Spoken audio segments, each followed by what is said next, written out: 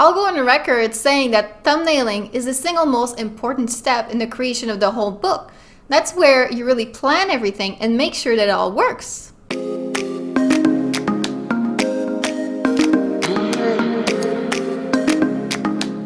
Hello everyone! Welcome to Art Business with Ness. I'm Ness and I'm a children's book illustrator. In this video, I'm going to share with you my top secret tips to thumbnail your children's book like a boss. I've illustrated 6 children's books before myself and I'm currently working on my 7th, so I have quite a bit of experience with this myself, and these are the exact tips that save my bacon every single time. This is what helps me plan the absolute best pages for my book projects. So listen with interest, illustrators. You listen too, Chloe. But right before we start, if you are as passionate about illustration as I am and you'd like to see more videos like this, then don't forget to subscribe to the channel and to hit the little bell. The bell sends you a notification every time that I upload a new video, so this way you're sure that you won't miss any of the advice. Without further ado, let's get started. Tip number 1, overview.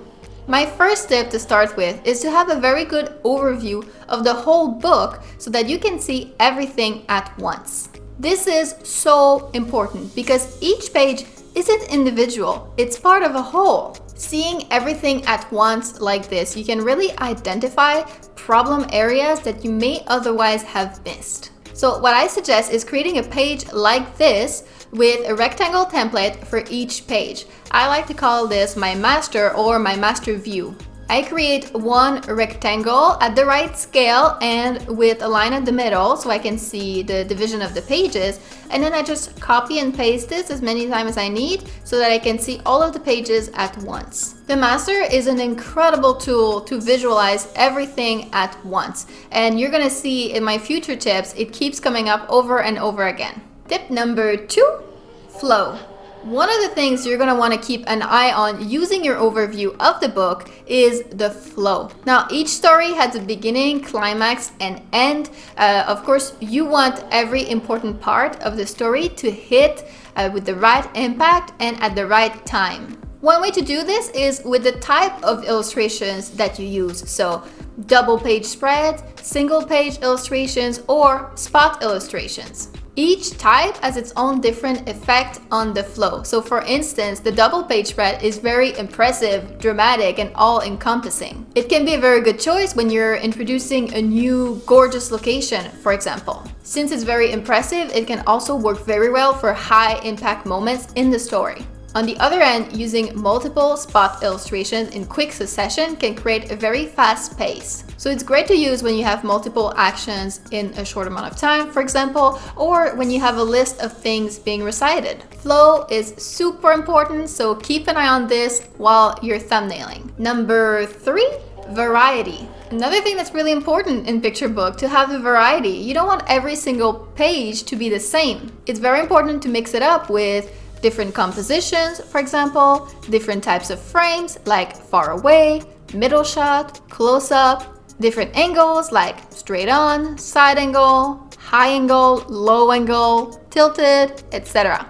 And of course, you can mix it up with different visual elements in the image, for instance, with background, without background, silhouettes, etc. Mix it up, make it interesting. Sometimes we can have a subconscious preference and we may not even realize that we're creating the same kind of page one after the other or several times throughout the book. It's way easier to spot when it's something that you're actively looking for, and also of course if you're using your master view. We have 3 more tips to cover, but before we get into that, I really want to know, are thumbnails something that you personally struggle with? Why not? I'd really love to hear your thoughts about this. And if you have any other questions about something in particular in the process of creating a book, don't hesitate to leave your questions in the comments and I will make sure to get back to you with the answer. So let's continue.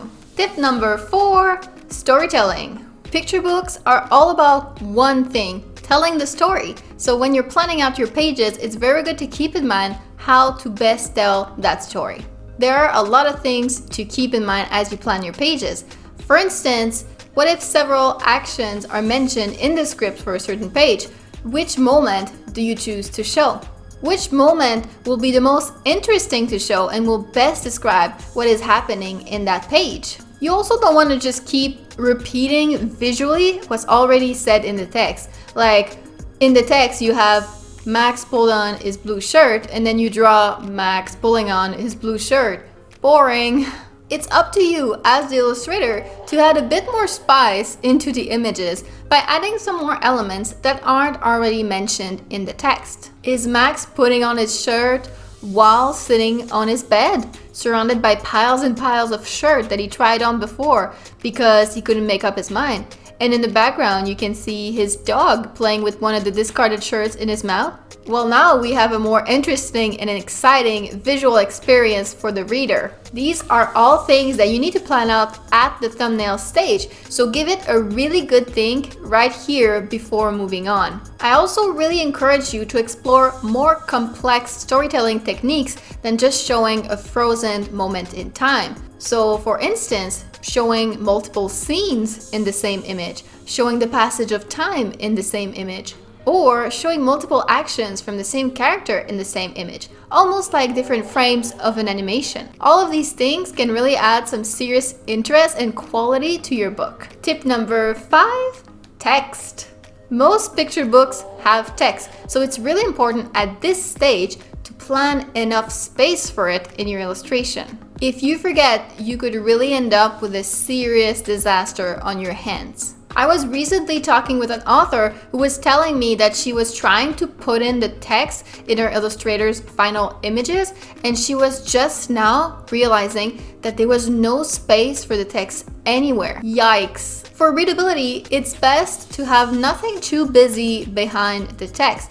In fact, it's really optimal if there's a big, large, empty space just for the text. So you really have to plan this at the thumbnail stage to make sure that happens. I always just draw some quick horizontal lines like this to represent the text. It's approximate, but it works well enough. And finally, tip number 6, make multiple versions. You can make as many versions of each page as you want. In fact, it's recommended to do lots of them. I usually do about 3 to 5 versions of each page myself, and really, that's considered not enough. I really should be doing more, but I'm someone who kind of hones in pretty quickly on what I want.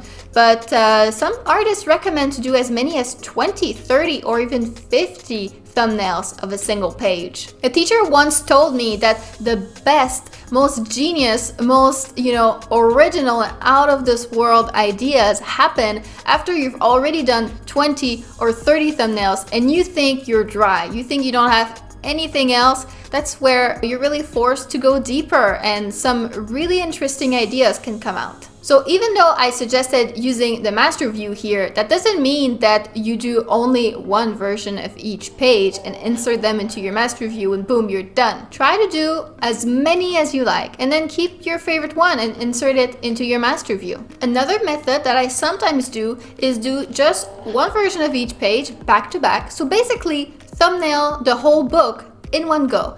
And then when I'm done, put that aside and do it again, thumbnail the whole book. And so then I end up with different versions. I can mix and match. No matter which method you end up going with, the important part is to not go with your very first idea. This is a stage to be creative, see where your creativity takes you and try to make something really interesting and unique with this book. So that's it. These were my top 6 secret tips to unlock the very best book thumbnails that you've ever done. If you're itching to get started illustrating your own picture books, then I have a free guide that might interest you. It's called 7 Surprising Ways to Find Illustration Clients. As I mentioned, it's completely free and I will leave the link to download that in the description below. So that's it for this video. I really hope that you enjoyed it, and if you did, then don't forget to like, comment, and subscribe to help our small channel grow. Thank you so much for your support. I really appreciate it, and I will see you in the next video.